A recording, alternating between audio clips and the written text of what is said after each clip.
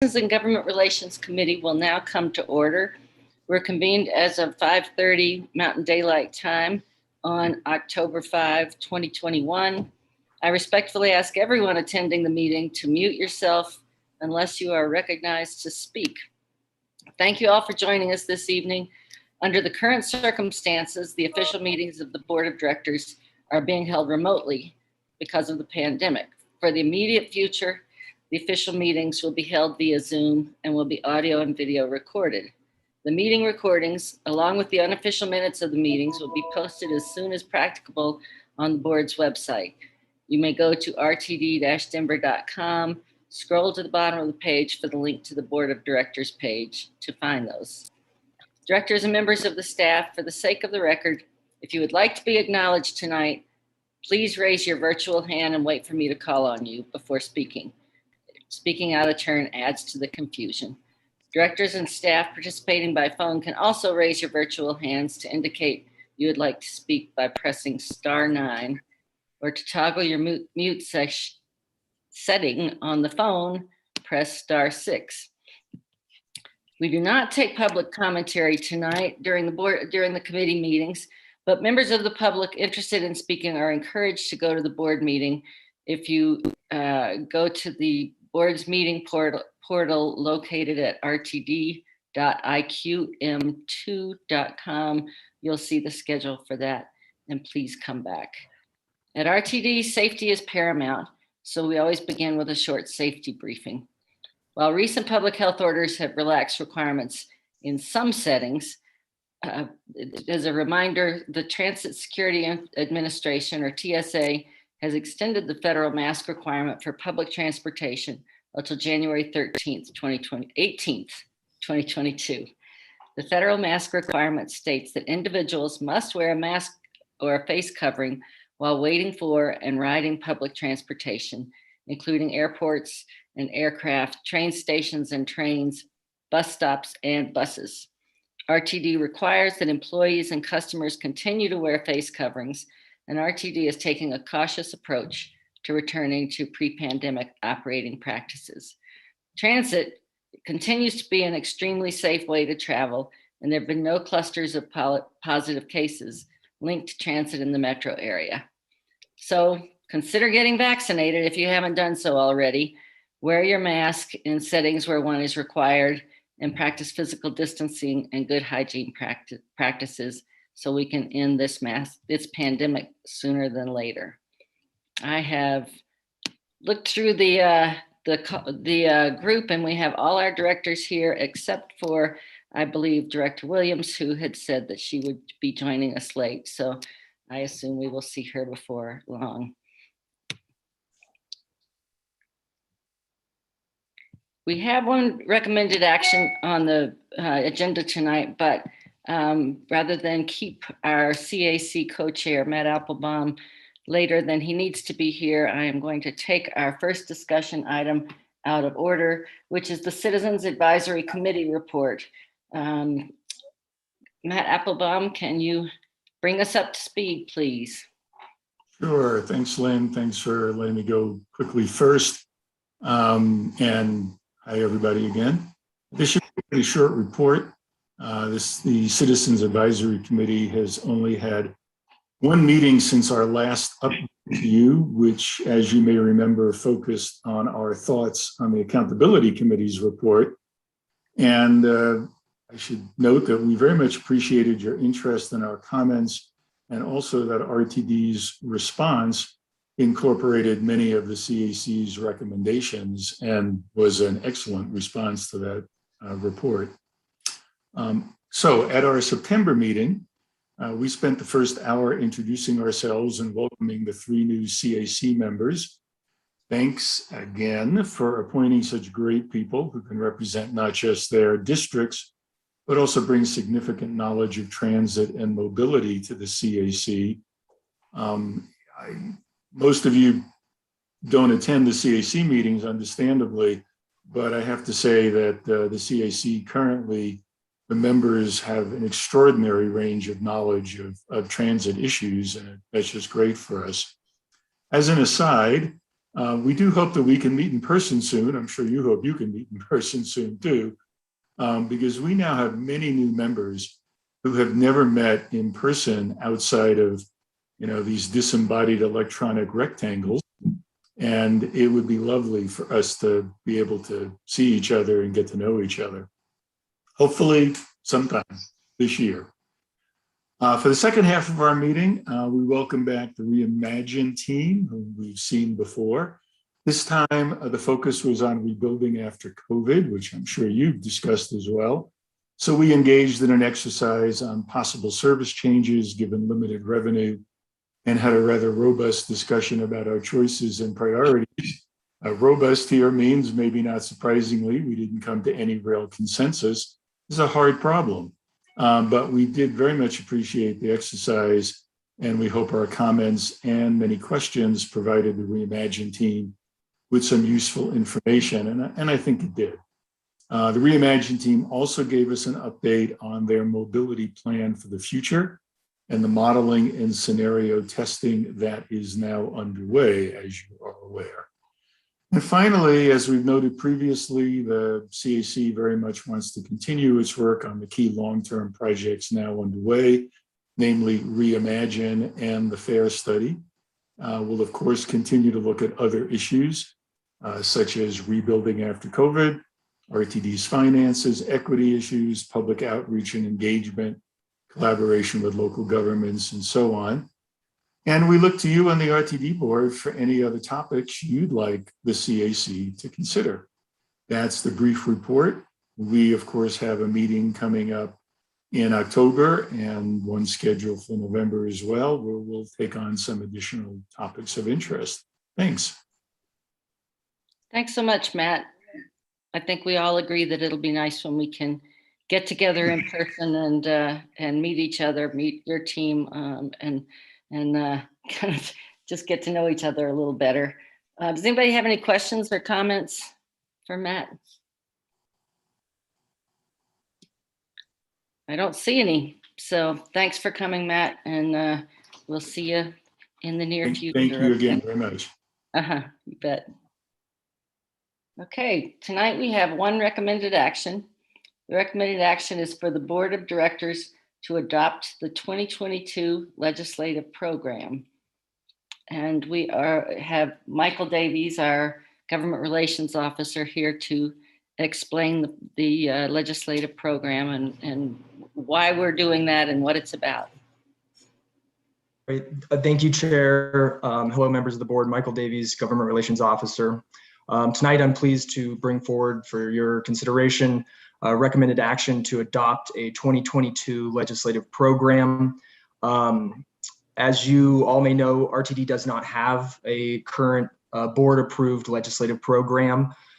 From a staff and administrative perspective, a board-approved legislative program can be a really effective tool and a very valuable tool for being an organizing document and ultimately helping staff and guiding staff through the administrative or through the legislative process during the legislative session. And I'd also add, further a legislative program, and this legislative program creates a process also for the board to be able to take positions, write a letter of support or opposition for a specific bill that comes up during the legislative session. And so it as well as spelling out and guiding staff and kind of giving a framework for the priorities, board approved priorities that staff will drive through a legislative session, it creates that process so that the board can know exactly and have time to consider opportunities to take a position of support or opposition if a bill comes up during the legislative session. And I do want to take a moment to kind of explain how that process would work. So, going back to last year, for example, with SB 260, which was the state transportation funding bill, as you all know, the board did take a support position and wrote a letter of support for that bill. So in this instance, how it would work if a bill in the future comes up that the board wants to have a discussion on and consider taking a position on, that bill would have to be added to a committee or board agenda prior to the discussion, so that the board members know that that discussion's coming, and can see, a summary of the bill and a little background, so they can do their own research, and then during the next week, during the board meeting, would have that opportunity to have that discussion and vote on that. So it's just creating a process, so that you all know and have an opportunity to do your own research and think about those issues. So that is largely the intent of this program. I don't have a lot of other specifics. I can go into each of the items if you'd like, but generally I've laid out a federal, a state, and a local section for your consideration that will largely guide staff. And if this is approved, it would begin January 2022, January 1st, 2022. So I think with that, I will hold my remarks and happy to take any questions on the plan. Thank you, Michael. It looks like I see Director Rosenthal. And thank you, Madam Chair, and thank you, Michael, for that report and for this outline. So I'm looking through it, and it doesn't mention, contracting with any lobbyists in order to further our legislative agenda. It's been a pleasure working with Squire Patton Boggs. I believe that they've done good work for us, as well as Brenda Berry McKenna working on state issues. And so if you don't mind speaking to how that fits into the agenda, and maybe what's the ETA on renewing those contracts and the status of those. Thanks. Yes, certainly. From my perspective, our legislative advocates, our lobbyists, they're a part of the government relations team, so they would inherently be a part of the actions of government relations staff, and our lobbyists. I work with them side by side. So any actions that I take with our lobbyists in stride. I absolutely think that that is kind of the internal process of determining the government relations work or staff, I would say, internally. And then this document is more of the external facing document of the issues that the board deems a priority and how we would go about doing that. With regards to our contracts, with our lobbyists, we have just renewed a contract with Brenda Berry McKenna. So we have a solid contract with them currently, and I would have to double check, but I believe we have another year and a half at least or so before we have to consider Squire Patton Boggs contract. Thank you. And then for it's sort of delineated into federal, state, and local. And as I look at the local, I don't know that we actually have any lobbying firm or public relations firm dealing with, building those relationships with local elected officials, key players, key stakeholders, other than perhaps yourself. So is that something that you would also entertain to possibly grow our presence in that regard? Because as we've been, receiving some, negative feedback from some local elected officials who are like, we haven't heard from you. I'm not saying that, not you personally, but I mean, saying that I'd like to not, always hear like, well, we didn't find out to the last minute about this bus not running to our Justice Center or something like that. I'm not trying to open a can of worms, but just to say, I'd like to see if we would make sure that that relationship is an ongoing one with a lobbying firm. Certainly, and we do actually have a local lobbying firm, CRL, Roger Sherman and Maria Garcia Berry. CRL are under contract with RTD and do assist on the local side as well. Okay, sorry about that. Yeah. And then finally, for lobbying for some of the things that were mentioned. How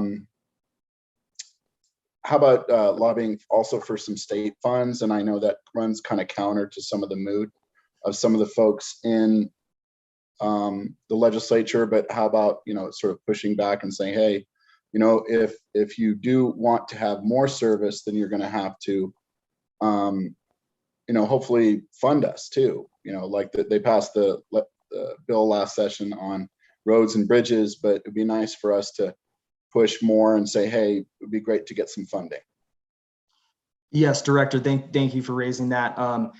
I think that the intent with regards to the bill that you mentioned on SB 260 and does provide funding that is eligible for transit, largely goes through the enterprises they set up and then also through DRCOG.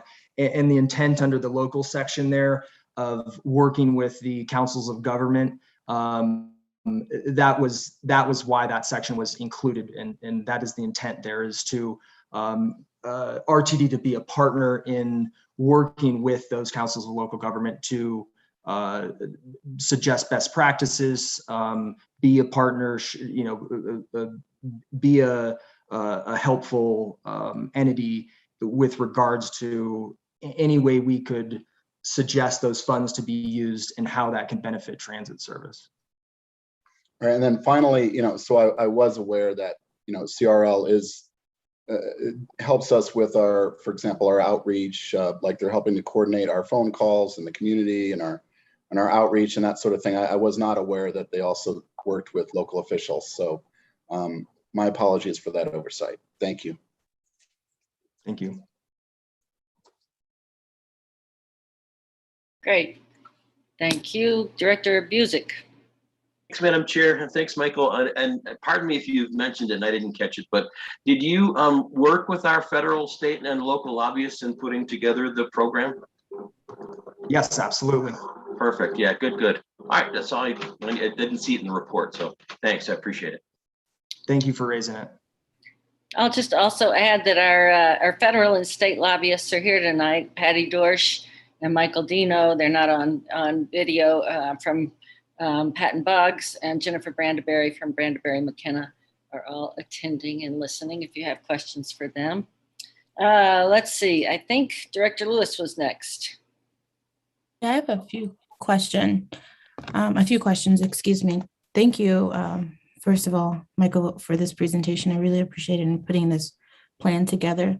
The first question I have for you is within this document, similar to Director Rosenthal's, it doesn't directly call out funding from our state electeds. And so I'm just curious about, going after or seeking funding specifically for transit from our state electeds. And so that seemed like a great opportunity, but we might want to talk about why it's not specifically called out. Yeah, thank you, Director Lewis. I would say, in putting the items that we did with regards to the state section and with regards to state funding, I think I included the section on legislation that would impact RTD's board approved budget. Sure. And then I guess looking at the other side of it and being proactive and seeking new funding, I think that the intent here was to put together a list of items that the full board wants to approve and does approve. Two, I think this plan doesn't preclude that from happening. And perhaps if bills are introduced in the session, that would be something that could be added to this program through the process I talked about earlier, and of course be a part of a full board discussion in doing that.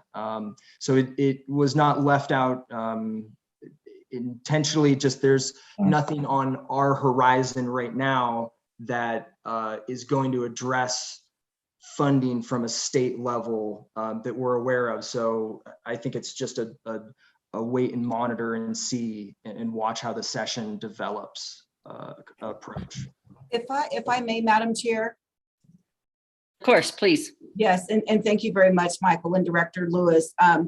just to offer some context as I sit here and listen to the questions and recognizing that this is a new approach for the Regional Transportation District in developing a legislative program, recognizing, as Mr. Davies specified, that this is a framework.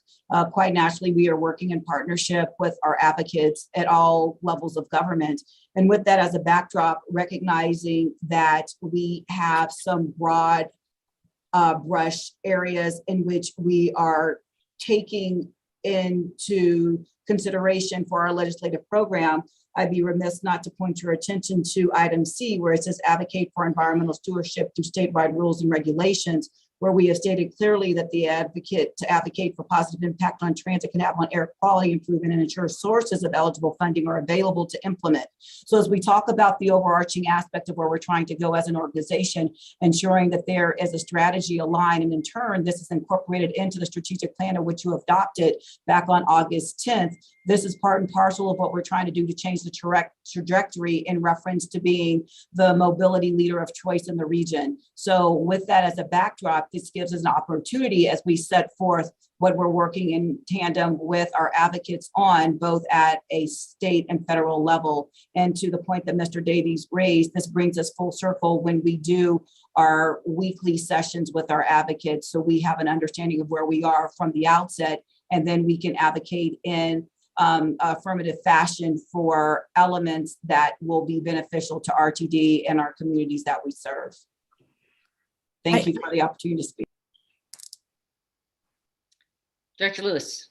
Yeah, I appreciate that. And I understand that. I think what I'm getting at here is, I think and this is not a critique of the plan, because I think it's a great idea. What I'm getting at here is, I think there's an opportunity for us to sometimes show folks what, particularly other electeds, what it looks like to fund public transportation, as opposed to responding to what they might propose to us having the opportunity to propose to them, the ideas that have been thrown around, such as around Tabor, or funding for assessor ride, right? Or funding for the subsidy for equity populations, right, for fares. And so I guess that's more at what I'm getting at, is there an opportunity for us to proactively provide the legislative body an opportunity for us to tell them what it looks like for them to fund RTD, as opposed to waiting for them and crossing our fingers and hoping that they do. If I may, Madam Chair. Of course. Director Lewis, I think that's a great point, and that's something that we do in reference to the coordination that Mr. Davies does at the state level with our lobbyists, and having conversations and have recurring meetings with members of the General Assembly, where we have discussions about what can be done and how might we actually find a vehicle, no pun intended, about how we ensure that comes to fruition. So when we talk about transit funding for equity populations, generally speaking, there's a lot more that can be intertwined in that. And I'll use an example, and some of you are familiar. In the state of California, you have the Low Carbon Transit Operators Program that's funded by Cap and Trade. And those monies are eligible to be utilized going forward for equity populations. Also, it's teamed up with the California Environmental Protection Agency, whereby those monies can be leveraged for zero emission vehicles, where you have zero NOx engines in CNG buses, whether they're hydrogen fuel cell or battery electric or some other propulsion system that can help reduce greenhouse gases. So where we talk about the overarching aspect, I think it's more incumbent upon us, as we leverage and have discussions of educating and informing about how we might get to that end result, which would be funding for equity populations. But we have to have those dialogues about the various options to get us there, so we generate a revenue source. So I just wanted to clarify that all of these things are happening, and this is the overarching aspect, as opposed to being more tactical about what it is. We're talking about the strategy and how we advocate for that going forward. Yeah, and that makes complete sense. And I appreciate that. A follow-up question that I might have is, what does it look like? Because it sounds like from a staff level, and maybe my inquiry is maybe from a board level, what does it look like to engage the board in this process? Or is there maybe a preference? Preference may not be the right word, and so forgive me because I'm responding. to engage our local electeds to potentially create legislation that does benefit RTD. Certainly. Well, and I would add that I think in working closely with our departments that are working on, say, Reimagine or the Fair and Equity Study, Sure. as we get information, I think that can absolutely be a part of the communication that we have on these items. It just isn't necessarily a piece of legislation out there at this moment to take a position on. Okay, I might have a. If I can add, Madam Chair, Director Lewis. So as we talk about what might the board be doing, recognizing your elected officials and working with your peers, I would say on the face of it, that's what you all should be doing, and we're here to support you in doing that. I think communication is paramount as we talk about what might best be suited for the organization holistically as we go forward, to the point that Michael Davies raised as it relates to departments and the various initiatives we have. That's why we utilize the strategic plan as the guiding force as we talk about, sustaining planet Earth. That comes into play as we talk about our overarching community value as it relates to that strategic priority. So leveraging that as we go forward and recognizing that we provide information from the vantage point of what we've been doing in government relations around advocacy and legislative outreach. This is part and parcel about what might be beneficial and putting that forward to the board so we're well aware, and we've done that in various instances. I know working with, Chair Geisinger and Director Whitmore from the legislative vantage point in ensuring that we have an understanding of what's happening when we are advocating for certain things. And I know various directors have been involved, speaking on behalf of the agency for a litany of different elements that may impact the district holistically or to the various districts in which they represent. So I think that's always available to the board just for clarification's sake. And we're here to support that. Thank you. And you answered my question. I think that was what I was trying to get at. And so I really appreciate it. So I'll have a conversation with you and Michael offline. The final question I have is, has there been any discussion, and this is not a critique of our lobbyists because I think they do phenomenal, exceptional work at the federal, state, and local level. And so I just want to preface my question, my inquiry with that first is, has there been any discussion of hiring more folks internally to manage those relationships as opposed to relying on our contractors? Not because they're not doing a good job, but it just seems that RTD might benefit from the long-term relationships. So thank you very much, and I will address this question. So as we look at staffing resources, we align, once again, this is why we have a strategic plan to discern what it is that we're going forward, because we want to measure our success. So recognizing the first step out of the gate is for this organization to have a legislative program, we will be able to reflect as we look at what our performance metrics are in relationship to what we have outlined. So this will give us an opportunity to measure the score as we play the game and recognize that we need to pivot during halftime. So I believe at this juncture, it's premature since we've just put this forward, but we are always open to that, especially to the point that Director Rosenthal raised regarding, local community and government relations, recognizing that, it becomes a government relation issue if you're not doing community relations because, the community is represented by a constituency, right? By elected officials, rather.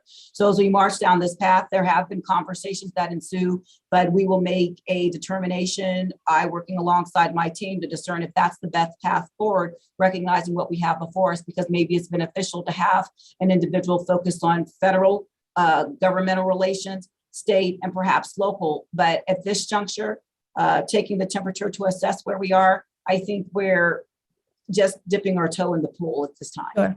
Absolutely. Totally understand. Thank you so much for that. Those are all the questions I have. Great. I would just, I think Michael Davies and Deborah Johnson have provided some great information. I would just add a couple things.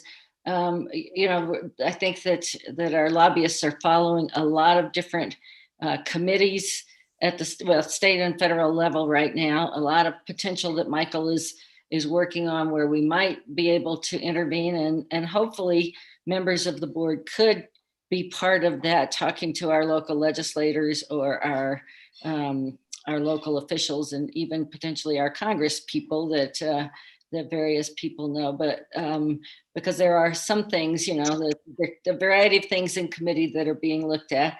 And, in terms of bringing more people on staff, I think that's great that we're looking at it. I think it's also important that we have people who've been working with these committees and these legislators or Congress people or the staff at the federal level for many decades, really, and that those relationships are hugely valuable. So I think that even if we bring more people on staff, Michael's doing a great job right now working with them, but those relationships I think are real important to keep going. I believe Director Deschel is next.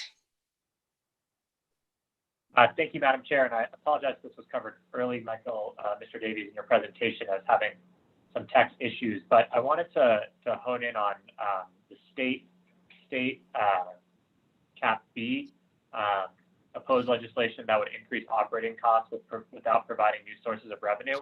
I'm curious if you all have thought about sort of caveating that statement, something to the effect about as long as it's not inconsistent with RTD's values. And what I'm imagining in this scenario is if they said if there was a mandate to provide alternative fuel sources or increased services for ADA or people who are neurodivergent or people with disabilities, we were required to provide increased services or increase the amount of space for a wheelchair. There's a number of items that in my mind fall into that category that it would be a tough one to answer to hear, well, RTD opposed translation services, right? I don't know that any of these are up there, right? But it would be tough to come back and hear, well, our lobbyists actually opposed the translation services because it was going to cost us a bunch of money and we didn't have the ability to do it. Are you all open to that? I just, where's your head at with that? Yeah, certainly. Director Schell, thank you for the question. I think your point is well taken. I would respond by saying this is just an initial standpoint and provides basically the flexibility for us to initially respond to legislation throughout the session. If such a bill was to come up that was, say, in line with RTD's values, I think that would be the kind of bill that then government relations staff would bring back to the board, have the board have a discussion, and obviously be able to add that as a support position or opposed position, whatever the board's direction is at that point. So I think that in any of those instances, this program provides that process and the flexibility for staff to have that discussion with the board. Awesome. And this is a future ask, not for today, but as the legislative session gets going, it would be great to see sort of our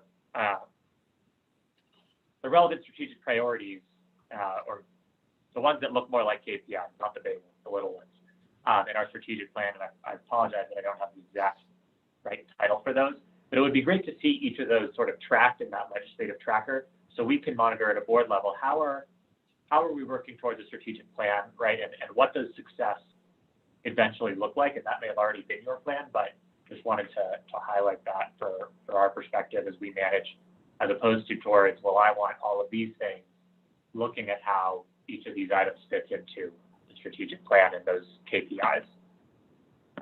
Madam Chair, if I may, Director Deschel, you're spot on. That's the entire intent as we go forward and leverage the strategic plan. So when we come before you, there's a clear-cut understanding of what we're working towards. When I make my general manager's report to you on a monthly basis, there's no question about what I'm reporting on. How does that align with what we're working on collectively as we rally around that North Star? So I appreciate you broaching that. And so all of this is intentional as we go forward. Perfect. Thank you. Nothing further from me. Thank you, Chair Rivera-Malpiedi. Thank you. Thank you, Madam Chair. Michael, thank you so much for this presentation. It was really, really good. I have a question about the Biden's administration on Justice 40, and am wondering, do you have your finger on the pulse of that initiative and how RTD can benefit from that, which is 40% of all federal dollars would go to low-income Brown and Black communities? Yes, Chair Malpiedi. I would feel more comfortable responding after doing a little more research and having a more comprehensive answer for you on that, but would be happy to get back to you on that with specifics. All right, thank you so much. Thank you. That's all, Madam Chair. Great. I just have a couple of comments that the things that Michael and I discussed yesterday as we were going through it, and both of them have been raised. One of them was the issue of allowing staff flexibility, and that we wouldn't take a position unless something has been agendized and gone to a committee. And I think that's appropriate, but I think it's also important to realize we do have these lobbyists working all the time in committee, and Michael working with them and Deborah working with them, and making decisions, that are not moving any specific legislation forward, but are keeping in mind and talking to legislators and to Congress people and others to achieve a lot of our goals that have been raised. Some of what Director Lewis was raising in terms of, our ability to get more money and things like that, and some of what Ms. Johnson explained. So not everything will come in front of the board, and as explained here. The other thing I think was raised by Director Deschelle, that we would oppose legislation that would increase operating costs without providing new sources of revenue. And I think Michael Davies' answer is absolutely correct, that we can always override this. And there may be times where we're partnering. It is talking about legislation, so hopefully it wouldn't affect our partnerships with local governments or others. But there may be times where we decide that something is worth our investment, and in order to achieve our strategic goals and our values. So while I'm fine with the language in here, I think that both of those issues are good ones to raise, and ones that I think that Michael would agree with from our conversation, right? All right, Director Tisdale. Thank you very much, Madam Chair. And I'm sorry, I missed, I think, the import of one of your comments in your last two observations. The first one having to do with not every matter or position, as I understand it, not every position on a bill would come before the board. And I'm certain I misunderstood that, so I apologize. Okay. I'm asking if you can just expand upon that. Any position would come before the board, but it's sort of responding to some of the questions I think that Director Rosenthal and Director Lewis raised. I think that our staff and our legislative public affairs teams are always keeping their eye on where we might be able to gain support or oppose something, and they're always talking to people. So that kind of thing, I think we do need to keep flexible for our staff working with our public affairs teams. Anything we need to take a position on will come before the board, and that's, I think, what Michael Davies was addressing here, and I think it's right. Chair of Malpiedi, do you still have something? Madam Chair, I would just say that the work that our lobbyists do is pretty phenomenal. Watching them work at the local, state, and federal level, they really have their finger on the pulse of transportation issues that affect RTD. And I just want to acknowledge the work that they do because it's stellar work on our behalf. That's all. Thank you, Madam Chair. Thank you. I would agree. Okay. I believe we have at this time no one else raising their hand. Are there any time for for the vote. Are there any no votes on this? Pardon me, Madam Chair, this is Uh-huh. Melanie Snyder. If we could get a formal motion in a second. So moved, Director Whitmore. Second, Direct- Tisdale. All right, we have a motion from Director Whitmore and a second from Director Tisdale. Thank you. Are there any no votes? All right.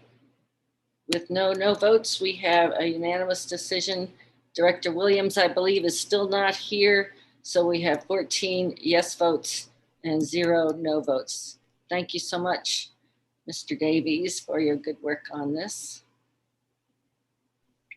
All right, our next discussion item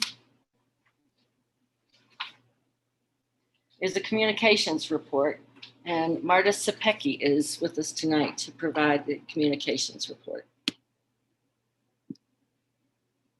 Good evening, everybody. Marta Sepecki, Senior Manager of Public Relations Engagement. And I'm here on behalf of Pauletta Tanilas, Assistant General Manager of Communications, who cannot be here tonight. So you have the information in your packet, so I'm just going to give the highlights. In terms of our naming rights program, staff is conducting an updated valuation of our stations and major rail lines.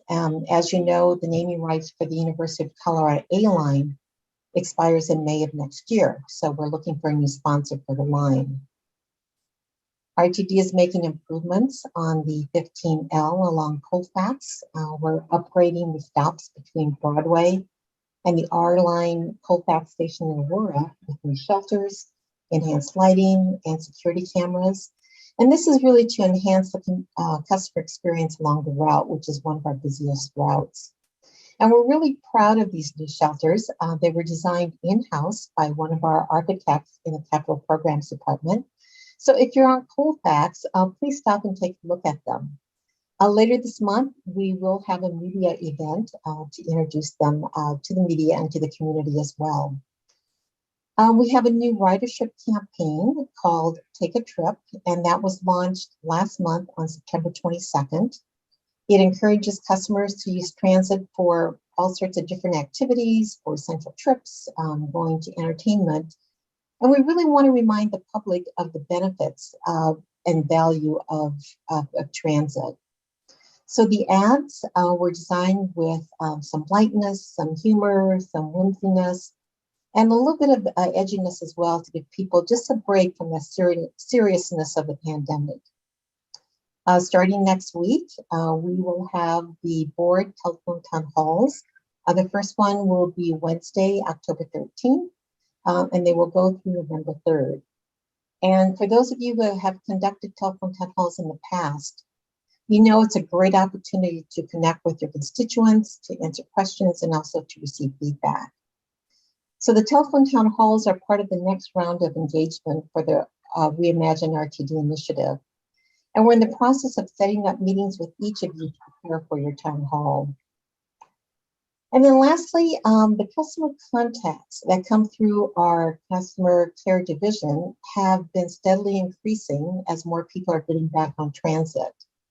And there's a summary of the contact volume in your packet that includes everything from telephone, social media, email. We also have a website comment form that we get information, comments from, and also what kind of comments we've been getting in July and August. And as you can imagine, the vast majority of the contacts are general questions and service assistance. So that's it for my report. Stephen Breyer, Senior Manager Marketing, and Will Adams, Senior Manager of Customer Care, are also available if anybody has any questions. Thank you so much. Any questions or comments? Mr. Rosenthal. Yeah, thank you, Madam Chair, and thank you, Marta. I have seen those shelters on Colfax, and I have to say they really look awesome. And I have received a number of folks in the community give me feedback that they really do like those shelters. And everybody thinks that there's actually solar panels on top, but they do look great. Thank you. Good, thank you. Director Broom.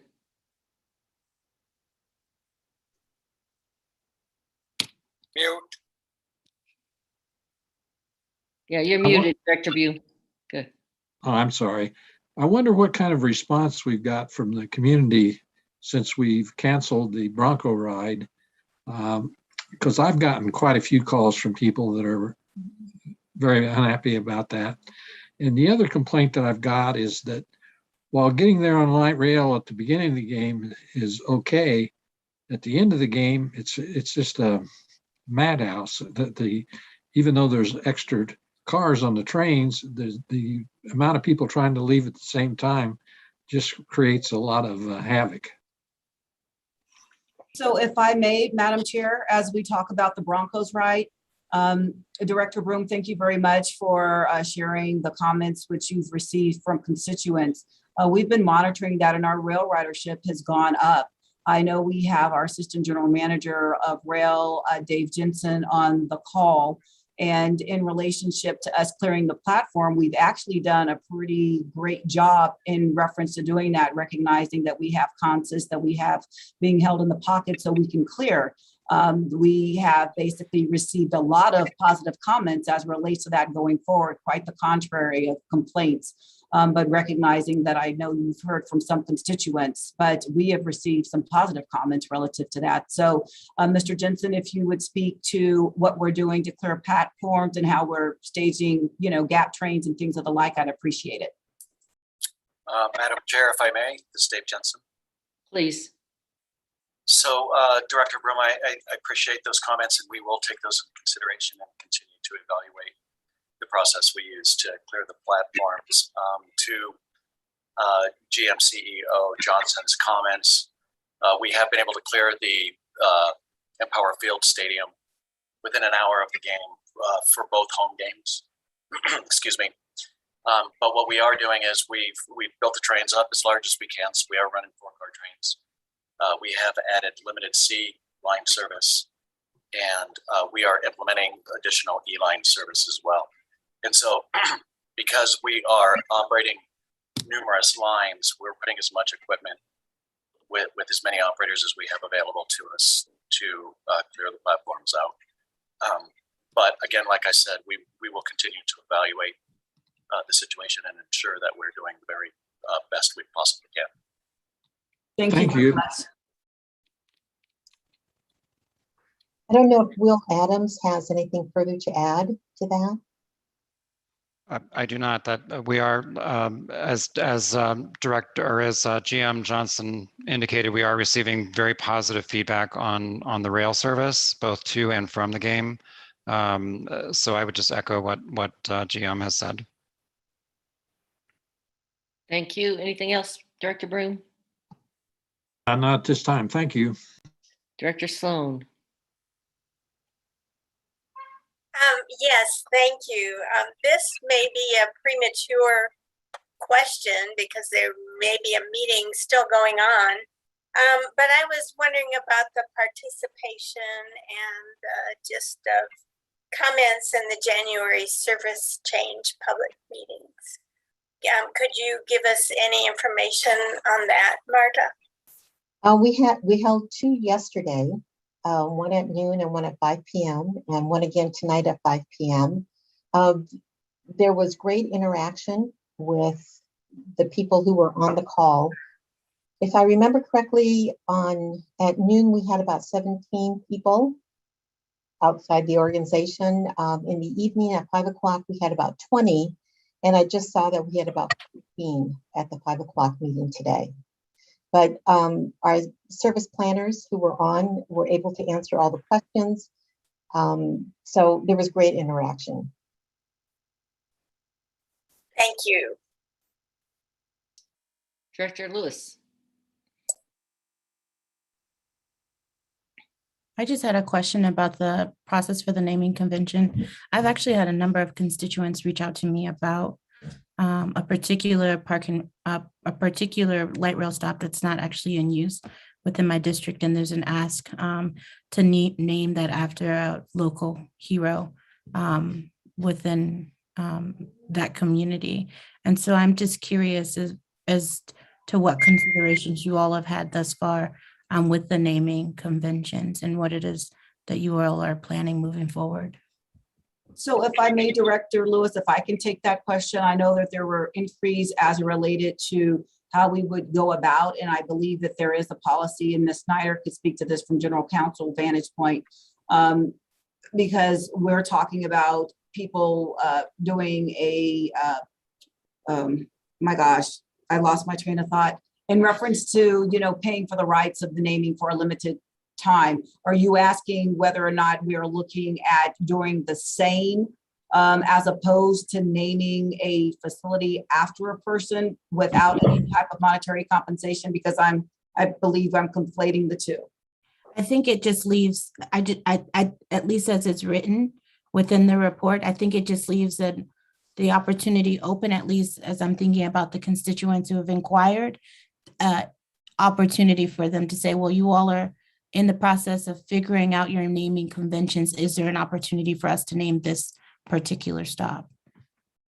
Okay, so with that as a backdrop, sorry about the confusion, but this is a paid aspect and the other would be a policy decision recognizing that there is one in existence as relates to how we go about our naming aspect. And Ms. Snyder, if you could, I know we've had conversations around this, if you're available to speak to that, if you recall that conversation.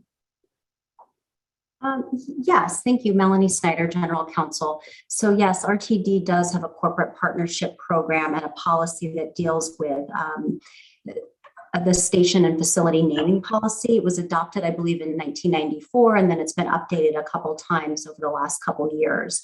So that is an existing policy and a procedure that we would follow. I can share that with the board and certainly with you, Director Lewis. It's more of, I think there's an opportunity to be more explicit because I anticipate that my constituents are going to reach out to me as they have previously if they believe that RTD is now going to open the conversation for having the conversation for naming rights outside of the paid sponsorship. So it's just, I think, an opportunity to just be much more explicit. Thank you very much, Director Lewis. Your point is well taken, and I understand the point that you're making. And when we bring this back and apprise the board accordingly, we will ensure that the language is explicit. So there's no confusion about the intent here. Thank you. Thank you so much. You're welcome. Is that it? Yep. Director Broom, your hand is still raised, just so you know. Chair Vera Malpietti.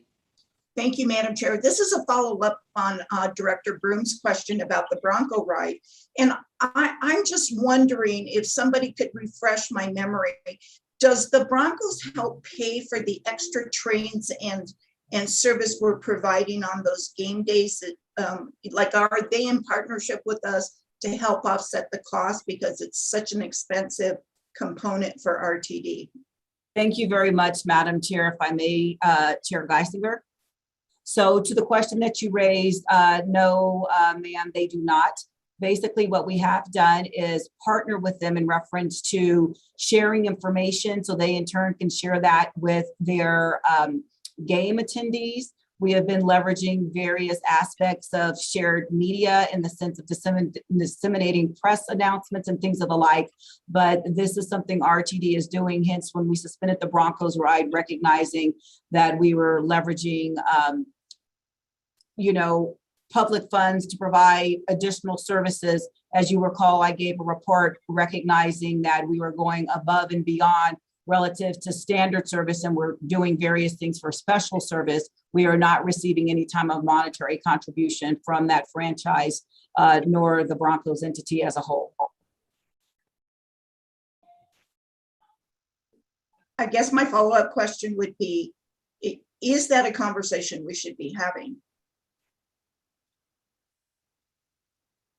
At this juncture, if there was something more that was expected, we have to be careful relative to us being a public agency and not crossing over into charter services. What we're doing at this juncture under the leadership of Mr. Ford and Mr. Jensen, we are providing adequate service to accommodate the anticipated crowds. In reference to the comment that Mr. Jensen said about maximizing the number of cars on the rail consist, that's been customary in my experience working in agencies or in areas that have different type of sporting events and things of the like. As we go forward, if there was an expectation for something greater, there have been models that have been exercised across the country relative to doing something above and beyond. Perhaps there's an entity where, not an entity, an effort where there could be a surcharge on a ticket, maybe $1 or $2 contingent upon the size of the stadium that can help garner additional resources. But these are things I'm just throwing out if that is the desire of the board as we look in the future. But as we stand right now, quite naturally recognizing the whole world is understaffed, I would not want to put our agency nor our valued employees in a precarious position. As I've made known publicly, I really believe that we need to ensure that we are valuing our employees in such a way that we're not putting undue burdens upon them without having adequate rest periods and things of the like. So that's what I would offer up at this juncture. But if there's such a time in which you would make a request of me and my team to explore this, we can have conversations at the request of the board. Thank you, ma'am. Thank you. That's all, Madam Chair. Thank you. Maybe the Broncos would be interested in naming rights. Right? Be a nice approach. Let's see. I'll come back to you, Director Lewis. Director Williams, welcome. I know that you had something earlier, and glad you could join us here. Thank you, Madam Chair. Apologize for being late. No problem. Director Catlin. Thanks. I hesitated, but I think I'm going to have to jump in. Having been involved in the initial planning for what is now in Powerfield at Mile High and doing a lot of the planning for the traffic and particularly the arrivals and departures of the 76,125 customers. It's a real technical term. The exit is called the dump. People come in at a variety of paces because they tailgate, they take their time to come in. So you do not have the pressure either on rail or by auto as people come to the game. But as they exit, everybody wants to leave at the same time. And it presents a whole host of challenges, whether it's for RTD or whether it's for vehicular traffic exiting.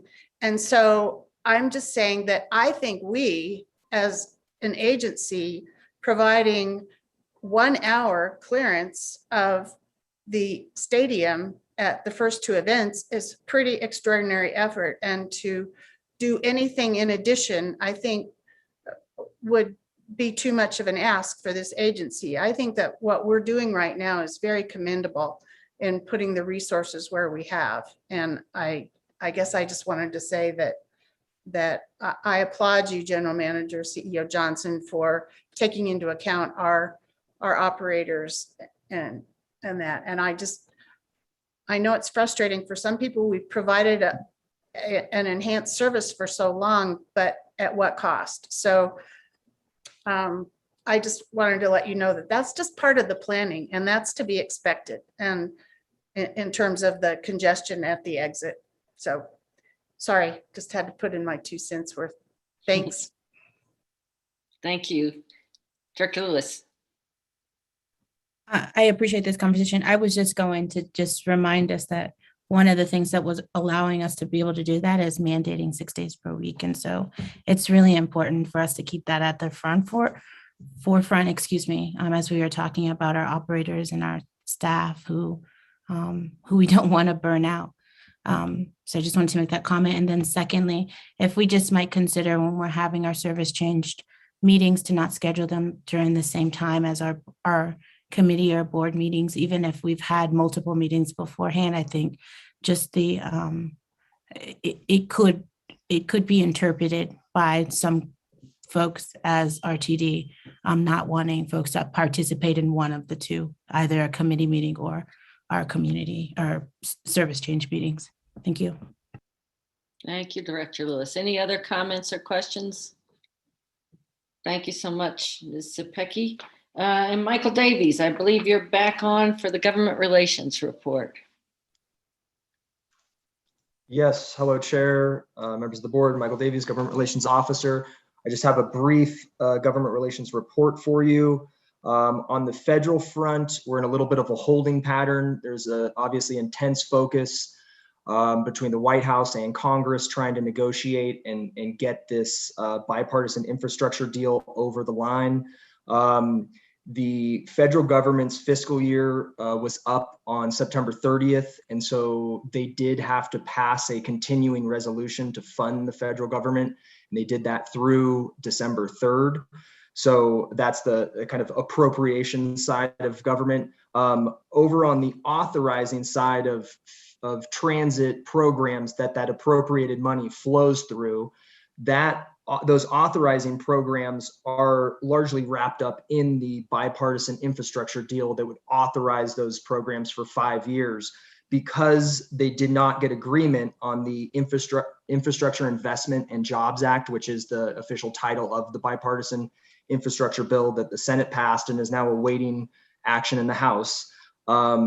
Because they did not get agreement on that and postpone their vote, they passed a 30-day continuing resolution of the FAST Act, which was our previous 5-year authorizing bill. So they only did that for 30 days. So October 31st is up, and partly to, I think, keep pressure on the negotiations and keep the issue moving forward. So that is the federal side. Over on the state side, not a lot to report. We continue to track closely the interim committees that are doing their work. As noted in the board report, there is one bill, the Legislative Oversight Committee on Tax Policy did approve staff to draft a bill to modernize the Colorado's business tax deduction for mass transit and rideshare expenses. This is a current, there is currently in place a tax deduction for C Corps in the state of Colorado that offer a tax deduction. And through this Legislative Oversight Committee on Tax Policy, they discussed ways to modernize that. The legislative language is not out on that yet, but we're obviously tracking that closely, and we'll keep the board up to date.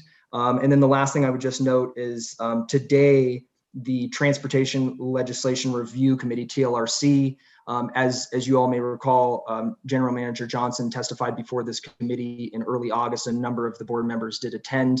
That committee, TLRC, held their second meeting, and my understanding, I think, final meeting before the beginning of the session. And today's presentation was presentations by CDOT, Department of Revenue, various other transportation groups, the Northwest mayors and commissioners also made a statement and testified there. But nothing to report out of that. There was a couple of bills that they did move forward and will be introduced in the session, but neither of them raise any concern or have any impacts on transit or RTD at this time. And that will conclude my report, and happy to answer any questions. Thank you very much. As one of the reporters said the other night, there are two ways that Congress moves forward: the hard way and the excruciatingly hard way. And I think we can all agree we are in the latter right now. Questions or comments? Director Williams. Hi, good evening, Mr. Davis. Are we involved at all in what's going on with the E-Trip work that got put aside? From the perspective of staff has worked with any organizations that have looked at E-Trip and I think offer all of the information and resources that RTD can be of assistance in that program. So I guess to answer your question, yes, but as you mentioned, the process kind of ended at the statewide level. Okay, thanks. Anyone else?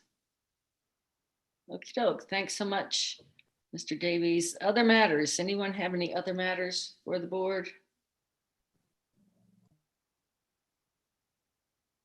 Well, I know that the Electric Transit Enterprise was appointed today. It will be housed in CDOT. It was set up under the transportation bill last year, and one of our brand new CAC members. Matt Fromer was appointed to it along with one of our accountability committee members. And I know that Michael Davies and others will be following their work for us.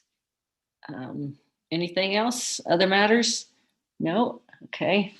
Our next meeting date is December 7, 2021. And do we have a motion to adjourn? So moved, Rivera Malpieri. Second, Tisdale. All right, we have a motion and a second. All in favor? Aye. We are adjourned. Take 5-minute break. 5-minute break before our next meeting. Thank you. Thanks, everyone.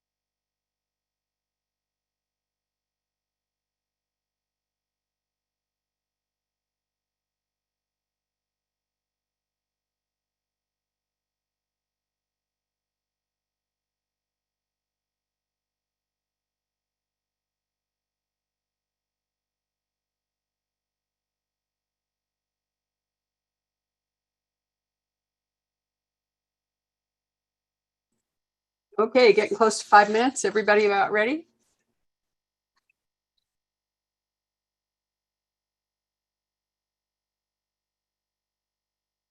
Give it another minute here for folks to show up.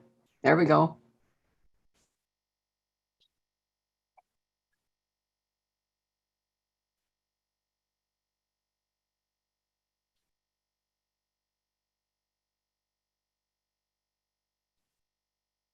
Okay, I'll go ahead and call to order the Planning, Capital Programs, and FasTracks Committee. It's currently 6:41 p.m. We had a previous committee meeting and all members were present, so we can note that for this meeting. Just in case these are posted separately for later reference, I'll go ahead and repeat part of the introduction. Thank you all for joining us this evening. Please note that under the current circumstances, the official minutes of the RTD Board of Directors are being held remotely in the interest of public health, safety, and welfare. For the immediate future, the official meetings of the Board of Directors will be held via Zoom and will be audio and video recorded. The meeting recordings, along with the transcript, will be at the bottom of the page for the link to the Board of Directors page. So thank you very much. We have two recommended items tonight for action. The first is the Longmont Transit Facility. And just to kind of orient you, this is on page 14 of the packet.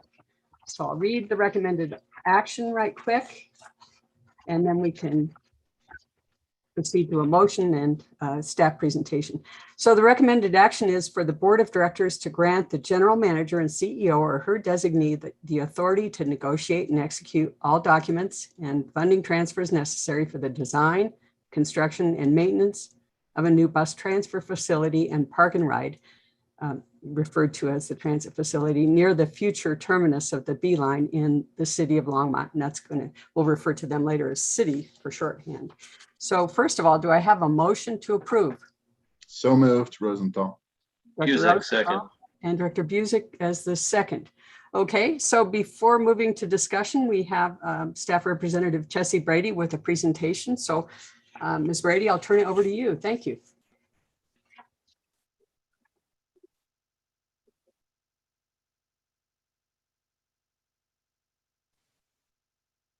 You can't. Now you can hear me.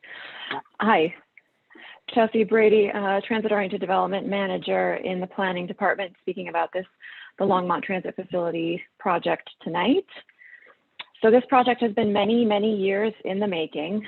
Back in 2011, this board committed $17 million to construct a park and ride in downtown Longmont that would serve the B-Line terminus as well as the 119 BRT. And that $17 million has been budgeted since then. In the ensuing years, several planning studies took place that Longmont and RTD collaborated on. In 2017, we committed to a memorandum of understanding with Longmont that started us down a path of an infrastructure master plan. That IMP is now wrapping up, and it's done its job of identifying the infrastructure needs to support this facility. It's a complicated area with drainage from the St. Vrain, and new sewers, new upgrading electric. A lot goes into upgrading this area and improving this the site for the facility. So now that we're completing the IMP, the next step is to complete agreements with Longmont, which will include an IGA as well as other agreements. Following that, we will work on design and construction, and then ultimately 119 BRT and other bus service can begin operation.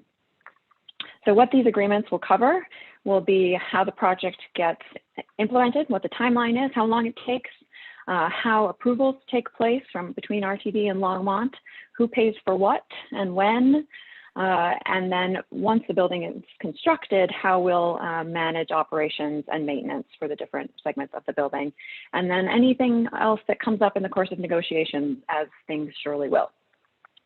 The deal points that we're asking for your approval on tonight are the 5 shown on the slide here. First, that all our RTD engineering requirements will be incorporated into the structure, from safety, security, and transit operations. Those are the bare minimum of what we'll need from this project. We'll also need 200 parking spaces and 10 bus gates.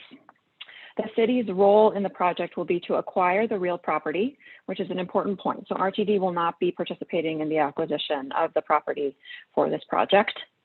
And the city will also lead the project management, the contracting, et cetera. RTD's role will be to fund the design and construction and to support those two efforts and offer approvals in coordination with the city of Longmont. And then lastly, no allocation of RTD funds beyond the $17 million that has been budgeted since 2011 and is in the current budget will be allocated. And I should add too that $17 million has been depleted a little bit since 2011 as we've engaged in planning studies, the IMP, et cetera. So it currently stands at around 16.2 million. So that's all I have for you tonight. I'm happy to answer questions. Okay, I'll open it up for questions from the board members. Anybody have any questions for Chessie Brady?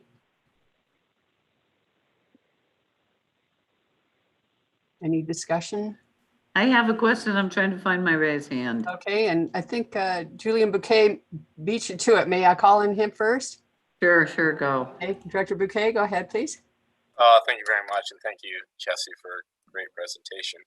I guess I had a couple questions. First off, what occupies that current proposed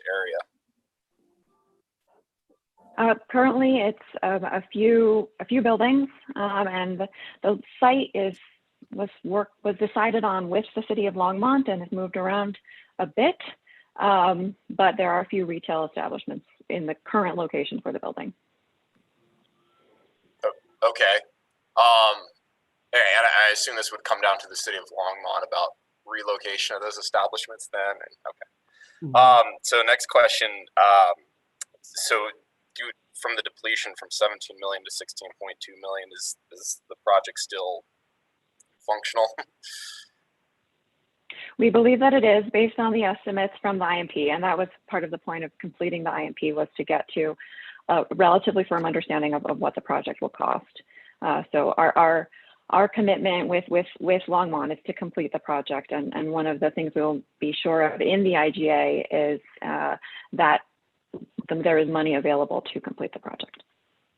Okay.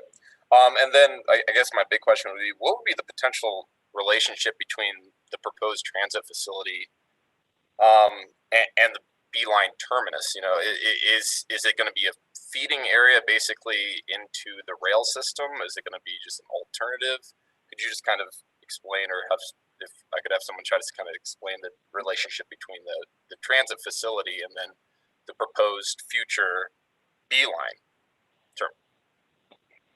The Beeline is currently planned to terminate just, northwest of the transit facility. So the park and ride there would serve the Beeline just as it would the bus. Does that answer your question? Somewhat. So I just am kind of curious if that's kind of feeding into the rail system itself. You know, would that be acting as like another form of transit for people to get to the rail, basically? Certainly, the bus service that serves that transit facility would provide access to the rail, and we would expect people to park in that park and ride and walk a few hundred feet to the rail. Okay. And then, so I would just be a little, cautious with, it feels like putting the cart before the horse if the rail isn't guaranteed. That would just kind of be my main concern. From my understanding, we haven't fully agreed on the Beeline. We're studying the Beeline, but not necessarily saying that there will be a Beeline to that location. So that would just kind of be my comment. Feel free. It's not really a question, but I think that's something we should, as a board, have a discussion that there isn't a guarantee that that terminus is going to be there. And that'll wrap up my comments. Thank you. Okay. Okay. Director Williams, please go ahead. Okay, I'll go, but I did see Director Catlin and I think Director Deschelle, but I can go because it's relevant to the discussion you just had. Hi, Chessie, good evening. I have been party to some discussion from CDOT about having a mobility hub not far from that area. Are we talking with them as part of this plan?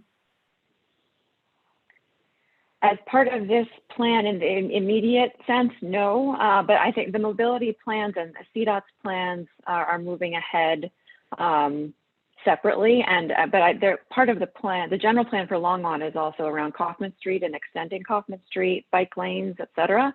And that piece of it is integrated with this facility.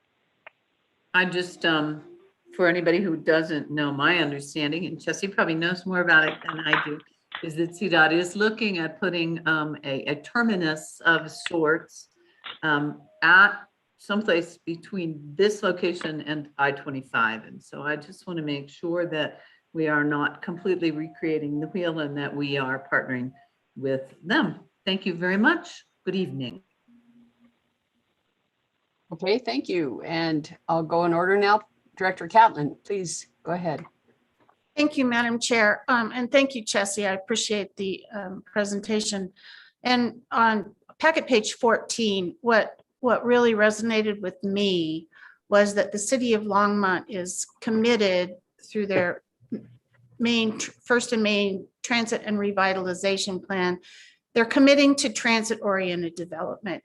And we have long held and criticized the city of Longmont for not having the densities required to support transit. So I know there's an issue, as Director Bouquet cited, which comes first, the chicken or the egg. But if we really want to encourage transit-oriented development and encourage the densities required to support any type of future rail, but also a really robust BRT system, then I think this is an important first step and a commitment that we've made to the citizens of Longmont. And I just think it's really important to keep that commitment. That's all I said. It was that transit-oriented development commitment on behalf of the city, plus their commitment to putting forth funds and participating as a true partner, which I hadn't seen as much of to date as some other communities, like Lone Tree. I think this is a really good first step. So I just wanted to make those comments. Thank you. Thank you. Director Deschel, please. Thank you, Madam Chair. I appreciate it. And also appreciate Director Bouquet's comments. From what I understand, that Beeline or no Beeline, this transit facility would provide sort of a robust bus hub and BRT hub, even should the Beeline never be of issue.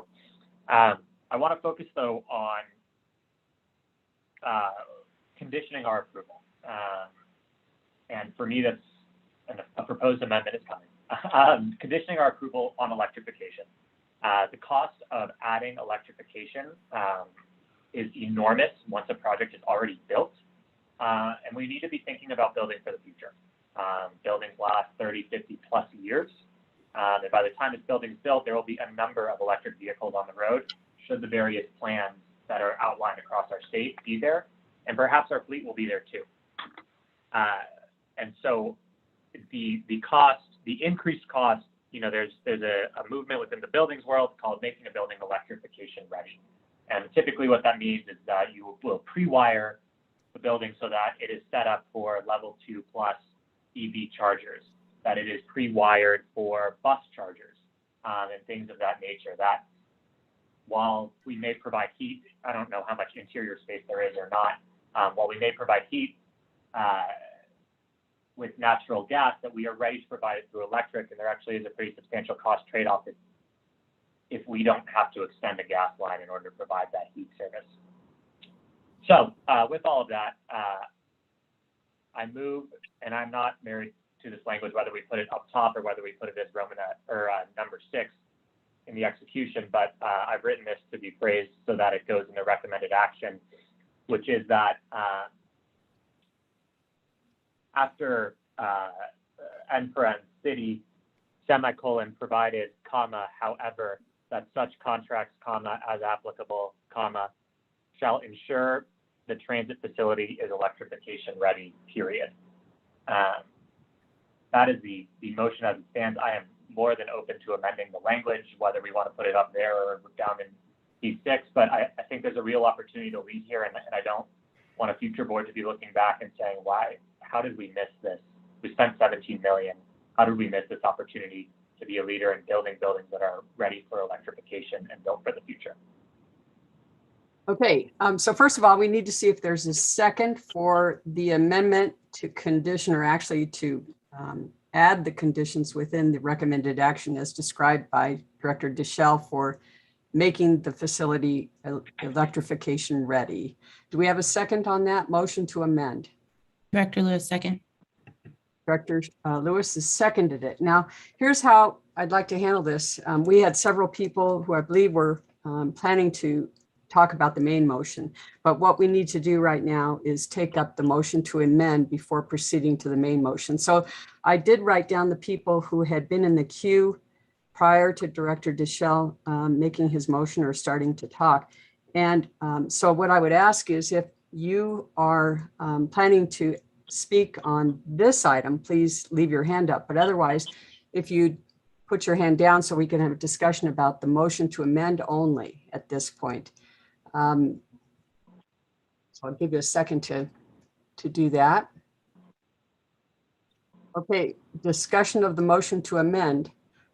Director Davidson, actually, I would like to ask right quick if our staff have any comments about what this takes or whatnot. So Chessie Brady, you or Bill Van Meter or anybody who's on the line. If I may, Madam Chair. Yeah, go ahead. So thank you very much for the opportunity, and thank you, Director Deschel, for broaching this. One thing that I will share with everyone just collectively is we talk about electrification, recognizing the important aspect here is reducing our carbon footprint, as I spoke earlier about our strategic priority being of community value and sustaining planet Earth in that vein. When we talk about electrification, recognizing we're at infancy level where it continues to evolve. There's a myriad of different aspects as we talk about reducing our greenhouse gases.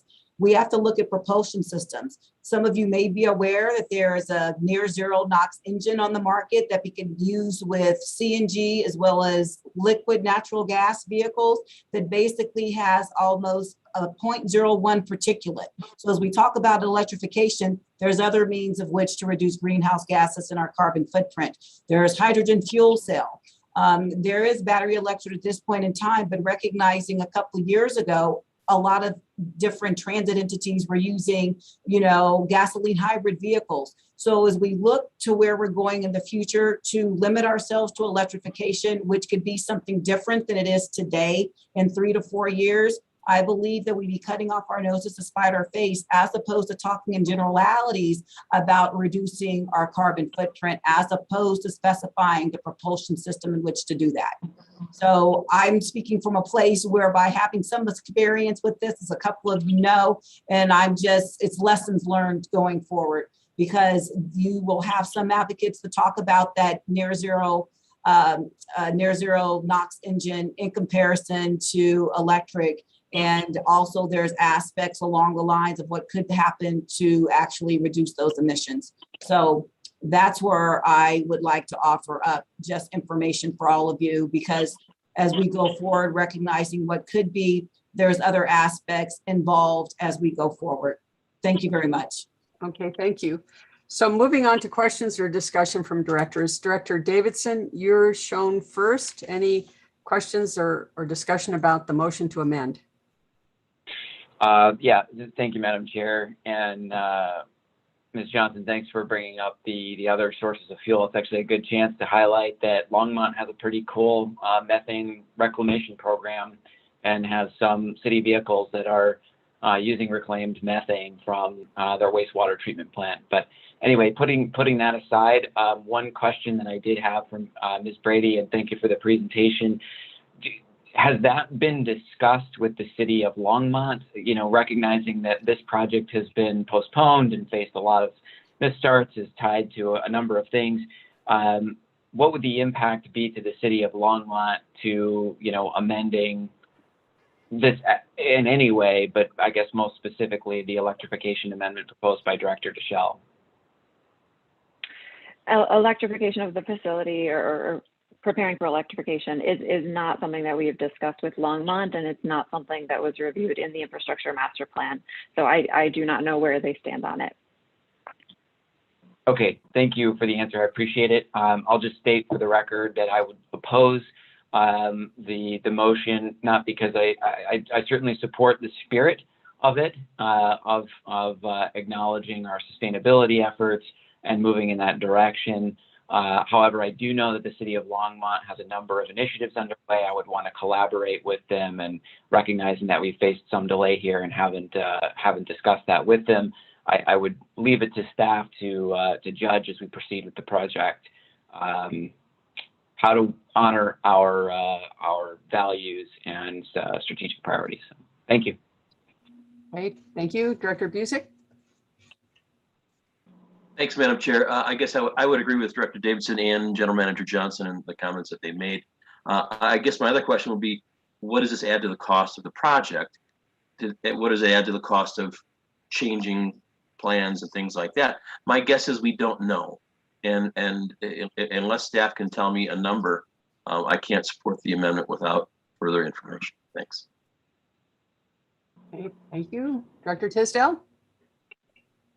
Thank you very much, Madam Chair. I too agree with the sentiment proposed in the amendment and applaud its consideration, if nothing else, to frame the discussion that we are now having.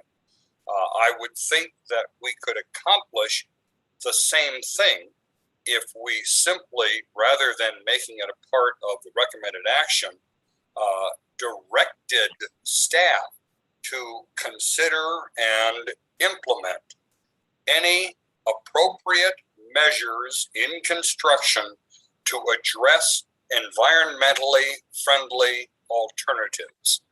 That would address, for example, the recommendation that methane, a project with which the city is currently invested, be looked at as perhaps a part of this, that CNG, LNG, improved electric alternatives and so forth be considered, rather than constraining staff simply to direct staff to consider and implement any appropriate measures in construction that address environmentally friendly alternatives. And I think that would be a more efficacious way of achieving what Director Deschel has raised in the amendment, which I will respectfully oppose.